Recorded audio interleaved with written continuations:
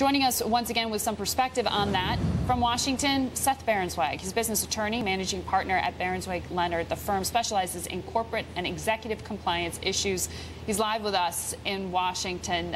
Seth, it sounds like pretty rudimentary questioning right now. Who are you? Why are you here? Essentially to Lloyd Blankfein. What are the internal lawyers at Goldman Sachs coaching him as to not only what to say, but how to say it? I mean, not to suggest that in any way they're telling him what to say, but clearly there's key language that he's got to be aware of as he gives his testimony.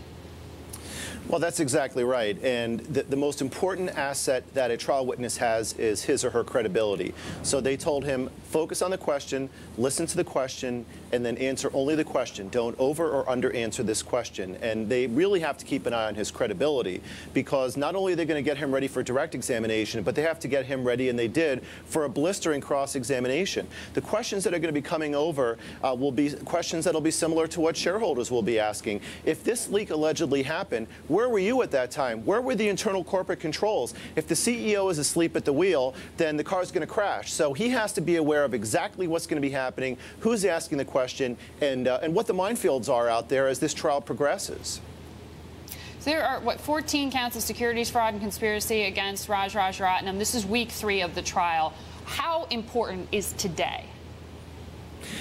I think that today is really more of more glitz than substance, frankly. A lot of these facts would have been stipulated and agreed to by the parties. I think that the prosecution wants to increase and maintain its level of credibility, have a high-profile witness on there. Yes, they have to lay a foundation for a lot of this information. Yes, they have to demonstrate that this is confidential internal information that can't be publicly disclosed. But at the end of the day, a lot of these facts are really not controverted, and I think as this goes on, they're laying the foundation for a lot of information that's going to be moving forward. So it's important, but really what's going to be critical is going to be the cross-examination of Blankfein. They're going to really try to tear into his credibility, and one of the things they'll be asking him is, where were you during these alleged leaks? Because if these internal controls really were there, then this shouldn't have happened. And at the end of the day, it's a question of credibility and balancing for the jury.